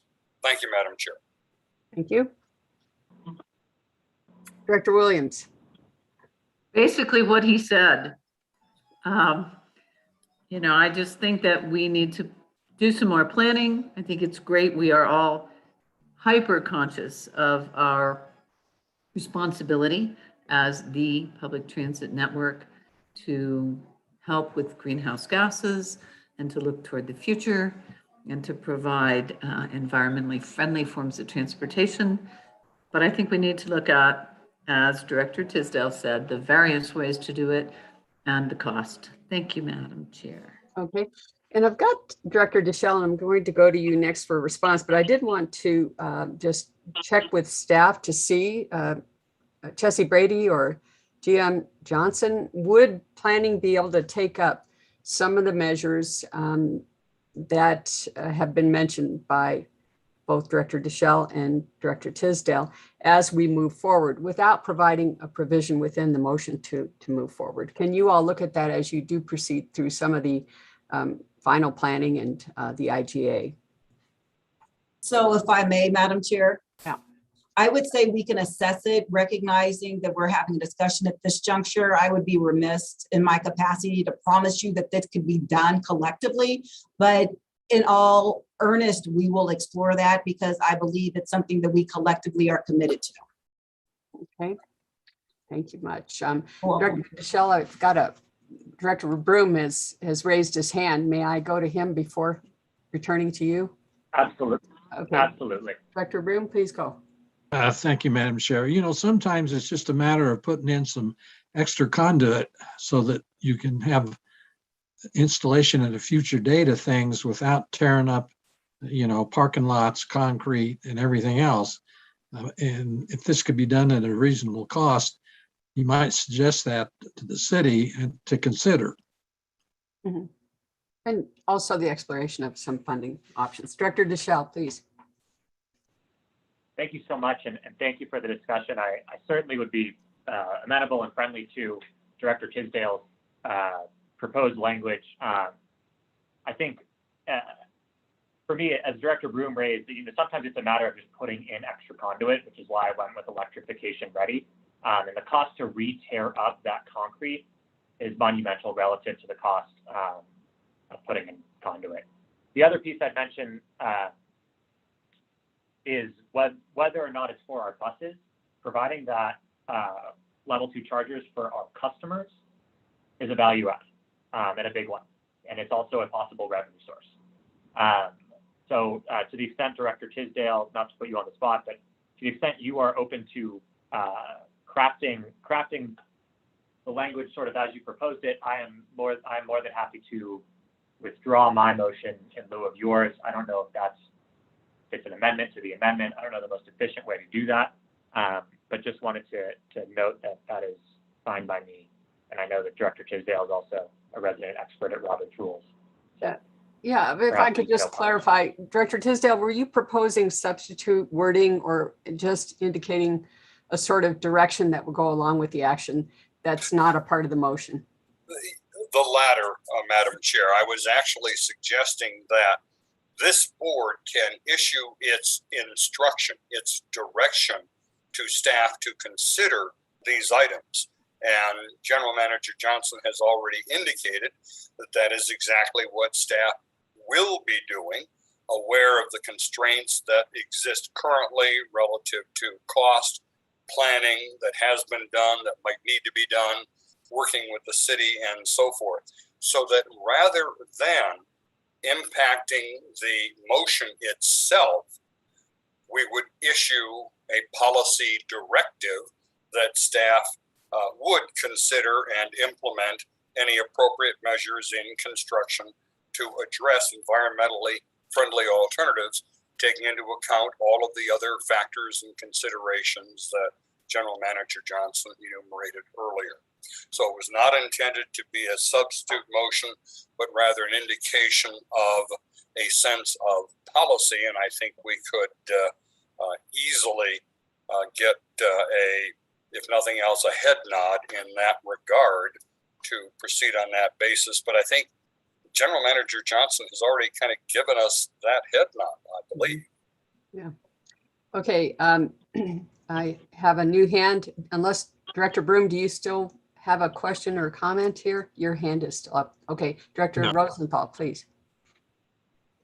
Sure. And, I'm not trying to pile too much on more, but it's probably going to be that way. So, if we're talking about electrification and, kind of what I brought up earlier, sort of jokingly about the bus stops on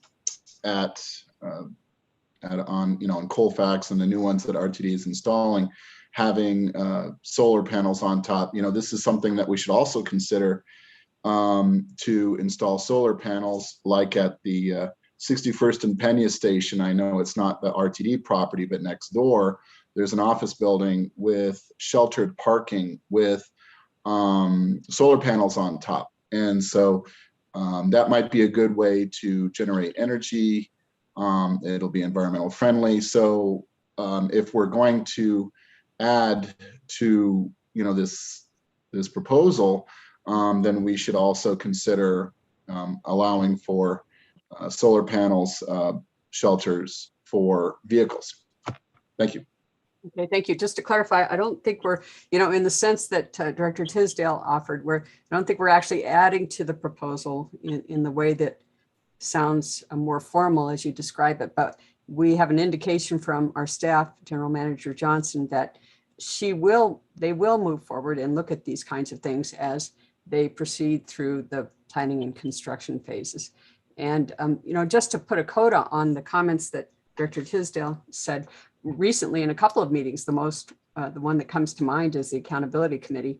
We had discussed just such an amendment and I did make a motion. And of course, that change was made as the staff affirmed. So I think that's a good way to proceed, but Director Deschel, the ball's in your court. Do you want us to go ahead and take a vote on the motion, or what's your pleasure there? May I tweak my language and then go to a vote? Sure. Why don't you repeat the language and then we'll have the vote, okay? All right. So at the end of the closed parens on city, striking the period, semicolon, provided, comma, however, that such contracts, comma, as applicable, comma, or actually, let me rephrase, semicolon, provided, comma, however, that the scope of work for such contracts, comma, as applicable, comma, shall include an evaluation of environmentally friendly alternatives to the proposed construction. Okay. So let's go ahead with a vote. I'll go ahead and do a roll call vote. Director Bouquet, what do you vote on the motion to amend as just stated by Director Deschel? Point of order. Sure, go ahead, Director Lewis. It sounds like Director Deschel might have changed the language, and it's my understanding as the person who made the motion that I would need to agree to move forward. Oh, I didn't realize that he had changed it. I thought he was still providing the same wording. Is that not true, Director Deschel? That there was a slight tweak to the wording. I think we have to go with your original wording, or else you can withdraw that and then go with new wording. I don't think you can kind of change your motion midstream like that. I think we have to do it more formally. So in terms of the original motion, we should go ahead with that first. I want to make this as efficient as possible. So can I withdraw my motion and then repropose with the amended language? Okay, go ahead. And Director Lewis, do you agree to that? I do, thank you. Okay, go ahead. So I withdraw my prior motion, a new motion. I move to amend the recommended action as follows. After the closed parens of city, semicolon, provided, comma, however, that the scope of work under such contracts, comma, as applicable, comma, shall evaluate environmentally friendly alternatives and options in consideration of the construction of the transit facility. Okay, do we have a second? Second. Director Lewis. All right. Director Deschel, do you wish to describe the changes you've made? Sort of a new introduction of this motion, please. Sure. So instead of creating a condition on our approval, which the contracts would have to satisfy, this instead requires that the contracts, when construction is being considered, evaluate environmentally friendly alternatives in the vein that Director Tisdale had proposed as a board directive, recognizing that the reality is we don't have time to put a board directive in place prior to this motion passing or prior to this going through. We likely do not have that time. So it would be to put it in place for this contract, and then the goal would be to work collaboratively to issue a board policy for future contracts, but want to make sure that this contract is included. Okay. I have a couple of hands up. Director Catlin, please. Thank you, Madam Chair. I would like to understand from staff. It seems to me that that's in keeping with what General Manager CEO Johnson described, but I would like to hear from her if that would be something that she and staff could support. Madam Chair, if I may. Please. Yes, thank you very much, Director Catlin. This is something we can support, as I referenced, just for clarity's sake, and I appreciate you broaching this. With the adoption of the strategic plan, it's in alignment with what we will do. And as I shared, that we will do it in earnest, recognizing we have to assess going forward. But on the face of it, this is in alignment, talking about the overarching aspects from an environmental friendly vantage point. Okay, thank you. Director Buzek? Oh, Director Catlin, did you have anything else I should have asked you? Forgive me. No, ma'am, that answered my question. I believe it does align, and I just wanted to make sure it was okay with staff.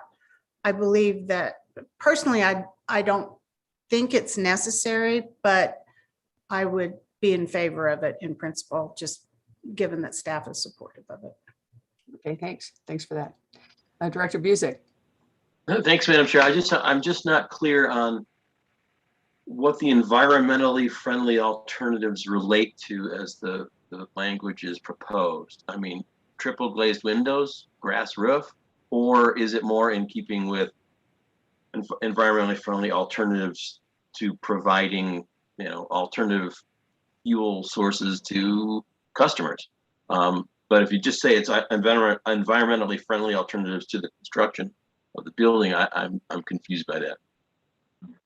Okay, Director Deschel, do you wish to respond? Yeah, Director Busick, I don't want you to insult your own intelligence here. It's intentionally broad.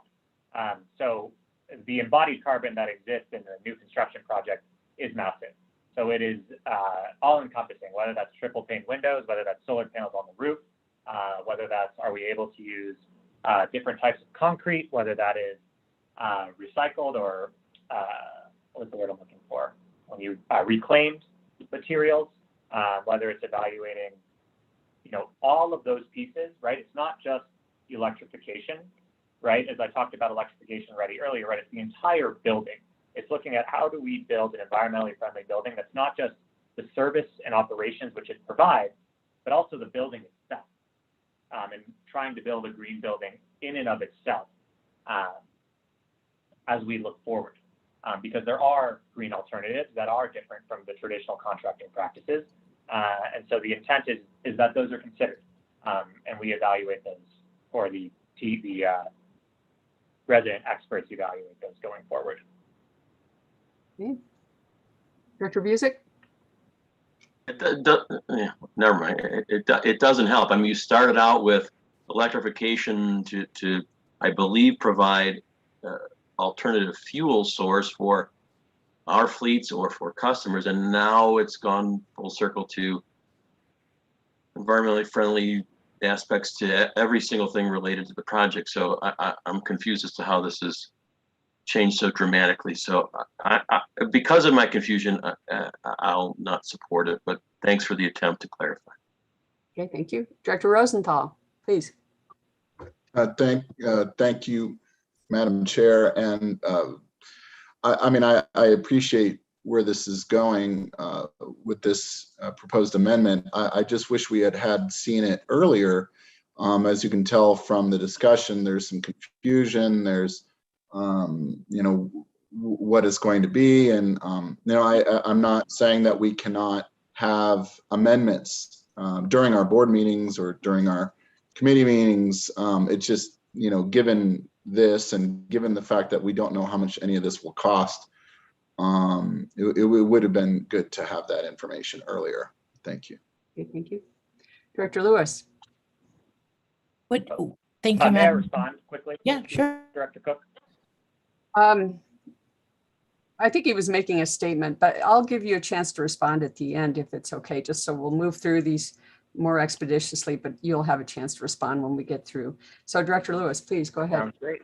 I'll yield my time to Director Deschel. Okay, Director Davidson, please. Thank you, Madam Chair. I just wanted to clarify. So the spirit of it, so what I heard General Manager and CEO Johnson say is, yes, this is in keeping with what we said before. Staff impact this won't, I guess let me say it very, very frankly. So, and Director Deschel, I think this question will be to you. The spirit of this is to keep it within the confines of the $17 million.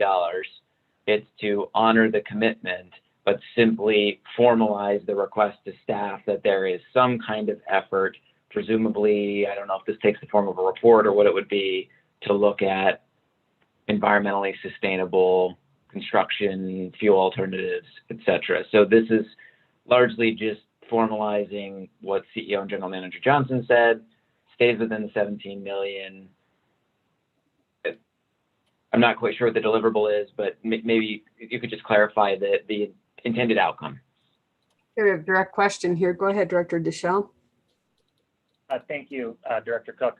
Yes, Director Davidson, that is the intent, right? And staff is welcome to come back and say, look, we looked at this and we need $3 extra million. It's unique to me that on a matter such as sustainability or environmental, which some directors like to wax poetic, that there's such pushback, and yet we're so willing to give $8 million to an unformed plan where there's no clear deliverable. And I just want the public to be aware of that. I want everyone else to understand that. But yes, the intent here is to stay within the 17 million. And if staff evaluates and says, you know what, we're not going to be able to stay within the 17 million, come back, ask for more. Let us evaluate it, right? This State Highway 119 could be a part of the BRT plan, could be a part of FasTracks. You know, I think it's certainly from the feedback that we've gotten from the communities up north, that electrification and sustainable practices are really important to them.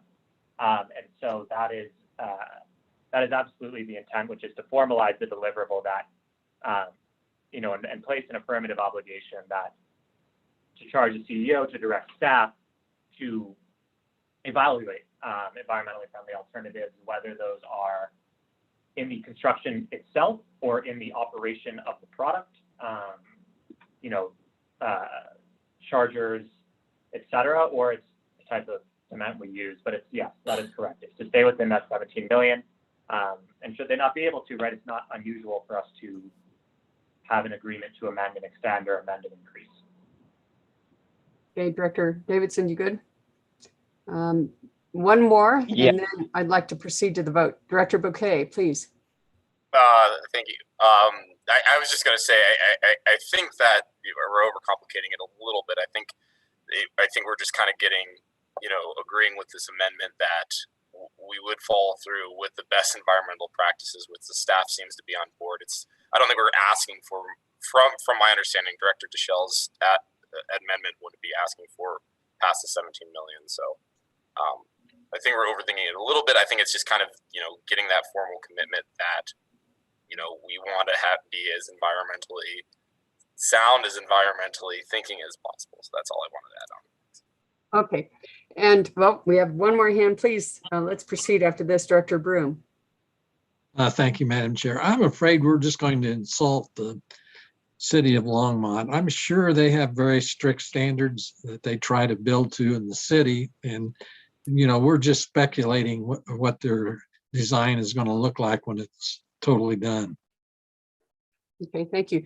Any very quick last words, Director Deschelle, before we move forward? Yeah, I just want to respond to Director Rosenthal. We received the advice of council when I wanted to make substantive comments via email when I was going to be out, that it was inappropriate to use email as a function to provide substantive comments and substantive work via email to other members of the board.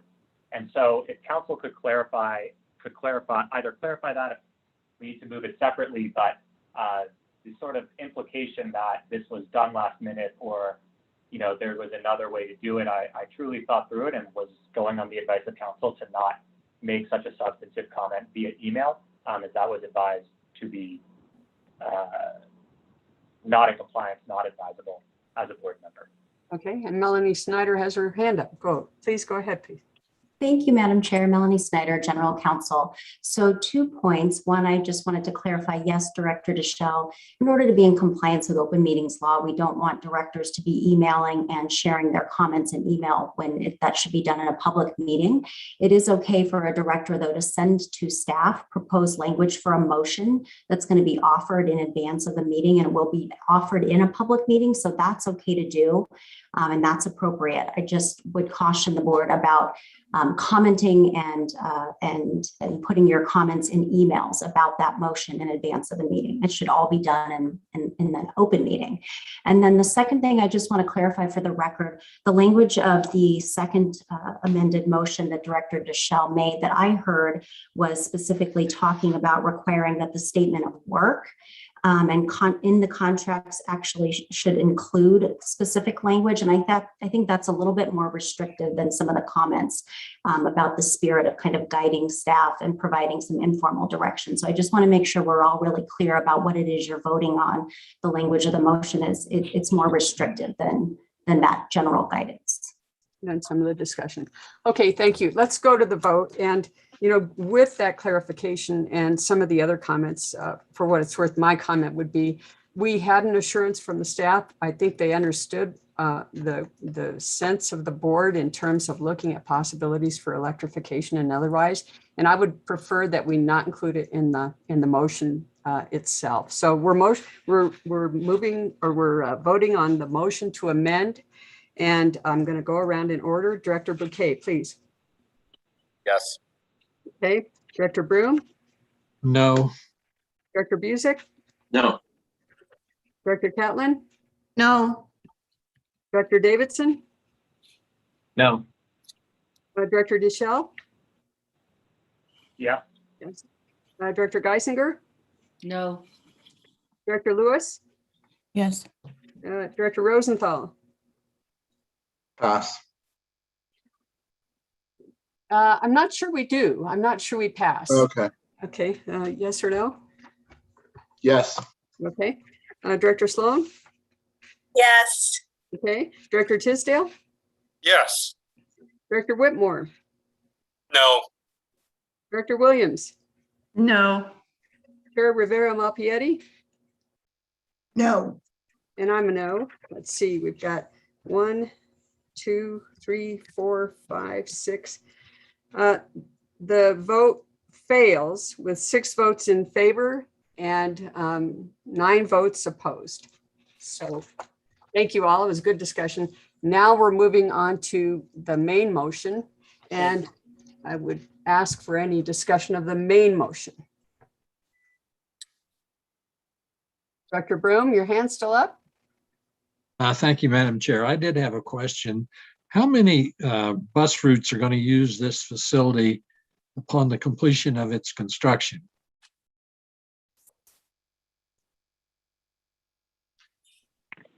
This is Chelsea Brady. The BRT 119 in 2 directions will use this, or in multiple directions will use this this facility. I don't have a firm answer for you, and there may be service may change, be adjusted to provide to the new facility, but I can follow up with that information. Thank you, Director Broom. Okay, thank you. Dr. Davidson, please. Yeah, thank you, Madam Chair. Again, just briefly on, I really do appreciate the spirit of where we were going with that, and I appreciate that final clarification we received. I know we didn't have discussion after that clarification. On the main motion here, I just did want to bring up, since the terminus of B came up, that, you know, as we've already mentioned, this is an important bus station for the area that has been a core part of Longmont's plans for transit-oriented development and for development in that part of the city, which has been growing and has changed quite a bit. And also, I wanted to touch upon something that Ms. Brady alluded to, which was the Kaufman project, which is to run bus up and down Kaufman. And 8th and Kaufman, that park and ride that's currently north of where this station would be, also not only includes our bus service, but it was also a connection point of folks that are either coming in from outside the RTD or including using transport to come south to Longmont and then transfer into the RTD system. I regret that I don't come with a lot of data. Staff has provided some of that in the past, but just wanted to make sure that it was clear that this is also this is a core bus project. It includes TOD. It's been linked with the city and long planned for a project along Kaufman that the city is largely financing, and then also that this includes connections from folks that come from outside of the RTD. So just leave my comments there. Thank you. Thank you much. Director Broom, your hand is still up. I'm assuming, yeah. And then Director Lewis? Do you have a demographic breakdown of the folks that would be serviced in this area, specifically for race and income? This is Chelsea Brady. We have not looked at that for this project. I can certainly, I'd be interested to take a look myself. I would be interested in that data, if you might. Anything else, Director Lewis? Okay. Director Busick? Thanks, Madam Chair. And I had to think back to why I had my hand raised a while ago. but I seem to recall Director Bouquet giving the impression that this board hasn't decided to build the B line. But the voters in 2004 decided that the B line will be built. So it's a question of funding, just like any of our unfinished FasTracks projects. They're all going to happen when the funding becomes available. I don't know that we can, even by board action, undo legislation, but I just want to clarify that we don't have the power, I don't think, to say, no, we're not building the B line. Thanks. Okay, thank you. Director Lewis, your hand is still up. Do you have anything else? Okay. Director Busick, yours also. Director Rosenthal. Thank you. And so my understanding is this stems back a ways to 2011. And then there was a study from 2017 that took a little over 3 years to conduct. So this has been in the works for some time. This is not new. This is something that's been contemplated, as I said, quite some time. So I think, I guess I don't see the, a substantive argument to oppose it. Thank you. Okay, thank you. Director Geisinger. Thank you. I don't have the numbers, but I believe in response to Director Lewis's question that the equity population, low income minority, is somewhere in Longmont, the city is somewhere around 30% or maybe a little above that. And I wanted to reiterate something Director Davidson said, because they've done the studies and it's also about 30% of the traffic coming down Highway 119 that is coming from other places. So this would be an important facility for taking a lot of cars off the road. And we are committed to the BRT up there on Highway 119. It will be, we'll be moving a lot of people. I think it's an important facility. Thanks. Okay. Director Lewis. Just for clarification, Director Geisinger, my inquiry was not in opposition, so it didn't need a response except from Ms. Brady there around the actual data.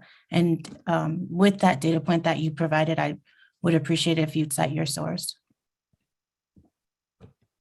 As I said, I'm not, I don't have the exact numbers. I think that's my recollection. Okay. Thank you. All righty. Any other questions or items of discussion? Okay, well, let's proceed to the vote. I haven't heard any in opposition. Are there any members who oppose the motion? Any members who oppose the motion? Please say your name.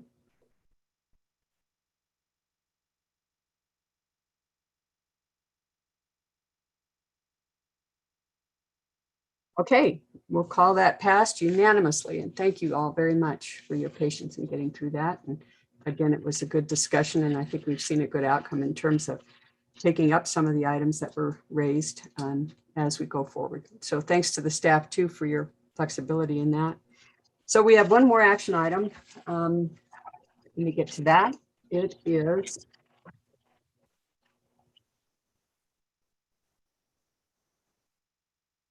the contract awards for architectural and engineering services. And let me read that item. The recommended action is, I find it easier to print it and read it from the page, for the board of directors to authorize the general manager and CEO to negotiate and execute all necessary documents to award separate contracts to Short Elliott Hendrickson, Inc. and HDR Engineering, Inc. for architectural and engineering services for a total value not to exceed $5 million for a duration of 3 years, with 2 one-year options to be exercised at the agency's sole discretion. Do I have a motion for approval on that? Busick, so moved. Second, Williams. Busick and Williams, thank you. Okay, Henry Stoppelkamp, do you have a presentation or anything to add to the staff report? No, Madam Chair. Basically speaks for itself. We're looking for 2 firms to add additional extension of staff. for projects that are in the budget or will be in the budget over the next 5 years. This is a continuation. We've had A&E architectural engineering contractors on board with us over the last 20 plus years. And so as we need specialized services, we issue a work order to the contractor based on the budget from the various projects that they're working on. And then they provide the services that are needed to help with the projects, move the projects forward. So real simple, put it out in the street, and we've got 2 strong contractors that we'd like to go forward with. Okay, thank you. All right, any questions or discussion from board members?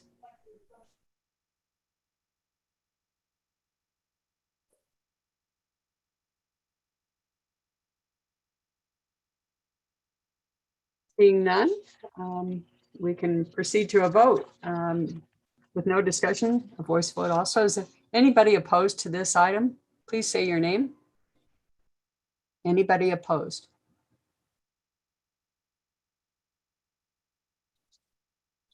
All right, I'll declare that one passed unanimously as well. Thank you all. And that's it for action items. Sorry, Henry, thank you. No discussion items tonight. And so we're on to other matters. Do any members have any other matters to bring before the group?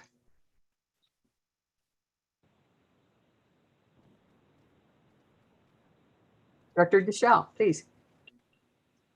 Thanks. I am hoping to work on sort of a report that Director Tisdale had mentioned and others that we could perhaps sort of issue that directive as we look at our capital projects and sustainability in the future. Please feel free to email me if you would like to discuss more substantively in a smaller group.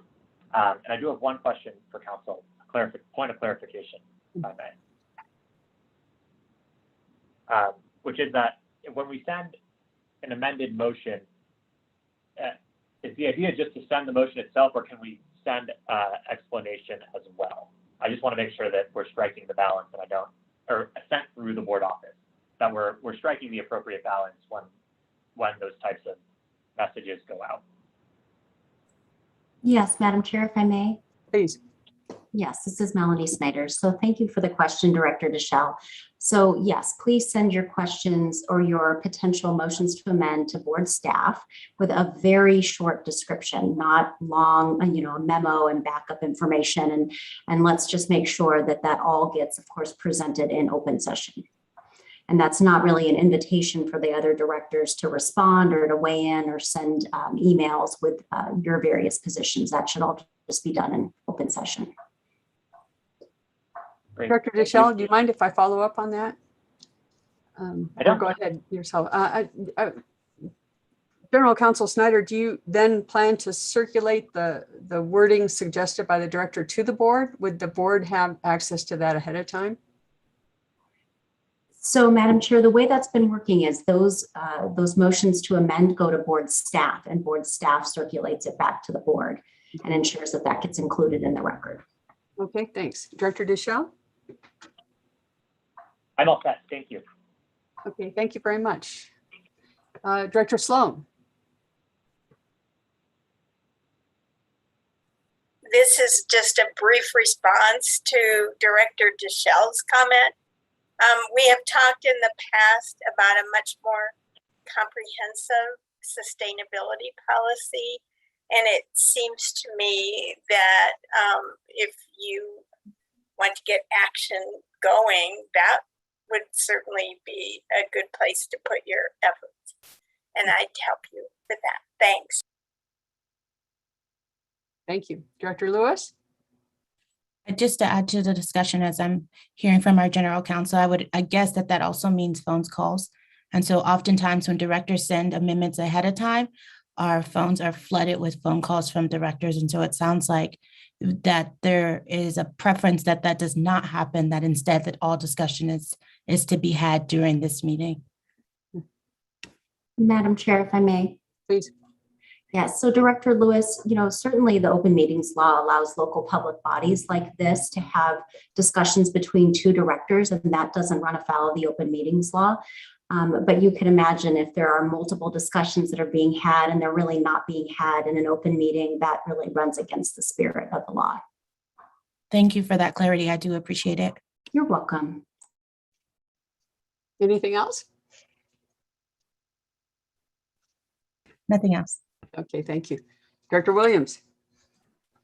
More on that subject. So I guess this is directed to Ms. Snyder, that if we receive our packets on Thursday and we have days, including weekends, to review what's there.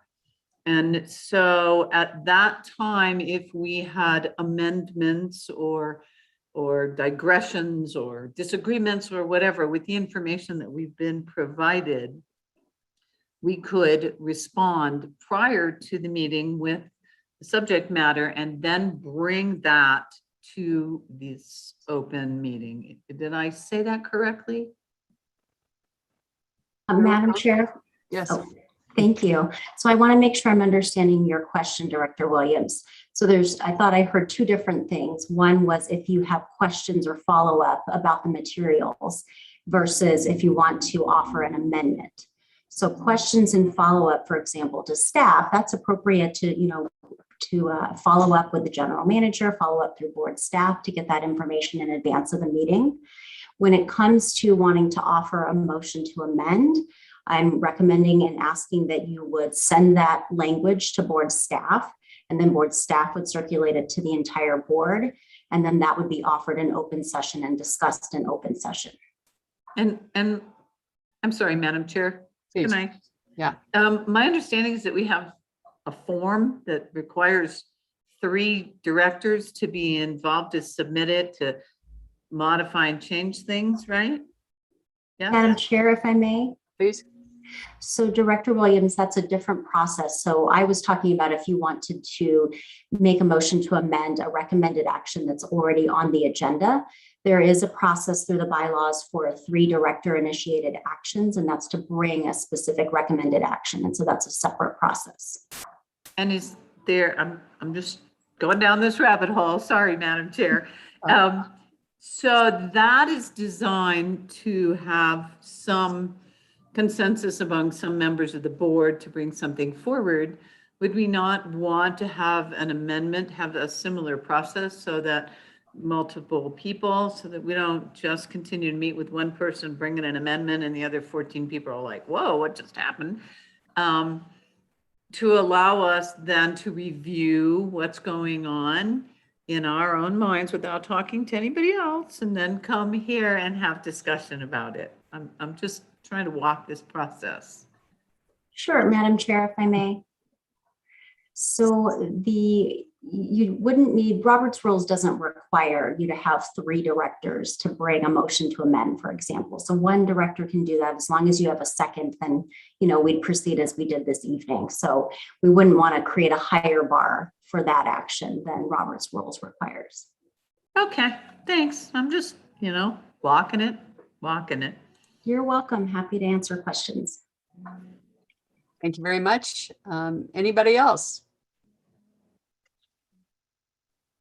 Okay, well, next meeting day is December 7th, 2021. And I would at that point then entertain a motion to adjourn. So moved, Rivera Malpiedi. Second, Director Lewis. And Director Lewis. Okay, anybody opposed? I want to stay here longer. I'm not ready to leave. Okay, so we'll go ahead and adjourn the meeting. It is 7:44 p.m. Thank you all very much. Have a great night. Good night. Good night. Good night.